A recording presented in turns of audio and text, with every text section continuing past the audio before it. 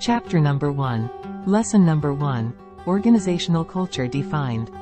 Brian Christophic, President and CEO of Upshot, said about the workplace culture, being a great place to work is the difference between being a good company and a great company. Gary Vaynerchuk said, Company culture is the backbone of any successful organization. On the other hand, Patrick Whitesell said, You can have all the right strategies in the world. If you don't have the right culture, you're dead. And Brian Chesky said, A company's culture is the foundation for future innovation. An entrepreneur's job is to build the foundation. Also, Simon Sinek said, Corporate culture matters. How management chooses to treat its people impacts everything for better or for worse. Pick up any business magazine, and you're likely to find an article about the customer experience. What are our customers thinking? What's it like to do business with us? It's proven that enhancing the customer experience can have a huge impact on business success. Now flip that concept around. When we talk about organizational culture, we're talking about the employee experience. Same questions, but the internal view. What do our employees think? What's it like to work here? How can we keep them engaged, loyal, and dedicated? Organizational culture, the employee experience, is a steady backdrop for every company's daily operations. It's important to remember that it might be in the background, but it colors absolutely everything that happens.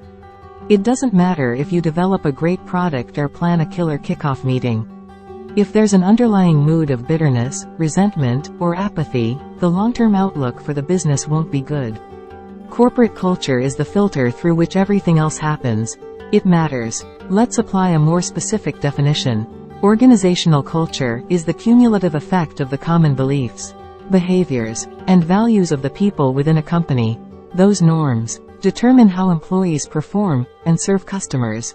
How do they interact with each other? Whether they feel motivated to meet goals, and whether they genuinely buy into the company's overall mission. Take a moment to observe and consider the culture in your organization. How are people getting their work done, independently or collaboratively?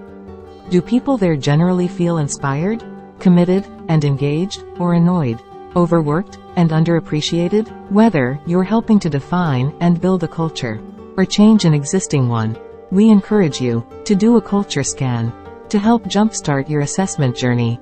Creating a positive employee experience is a universal goal, but there's more than one way to get there.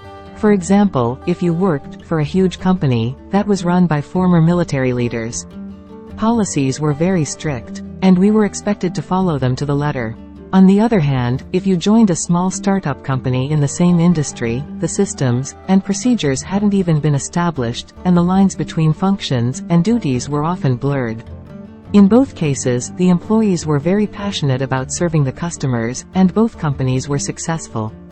But, as you might imagine, the cultures were completely different. That's one of 4 additional facets we can use to define culture. The first is that every culture is a unique culture, and there's no single right answer. Even if they have the same goal of creating happy employees, how they get there can be very different. Second, cultures give us clear guidelines for identifying potential employees who will be a good fit. When companies hire people who are more likely to thrive in those environments, they significantly increase their odds of success. Culture isn't a thing we do.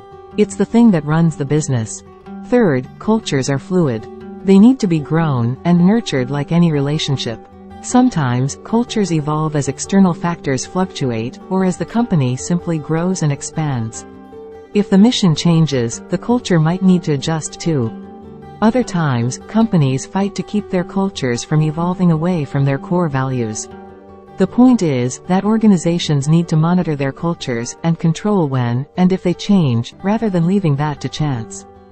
Fourth, some organizations can elevate their internal cultures to become part of their external identity and set themselves apart. When we think about companies like Facebook or Whole Foods, we see that those brands are a direct reflection of the energy and spirit found inside the company. Their internal cultures differentiate them and impact their financial success. These 4 qualities help us round out the definition of organizational culture. It's a reflection of the employee experience, and it often determines whether companies ultimately win or lose.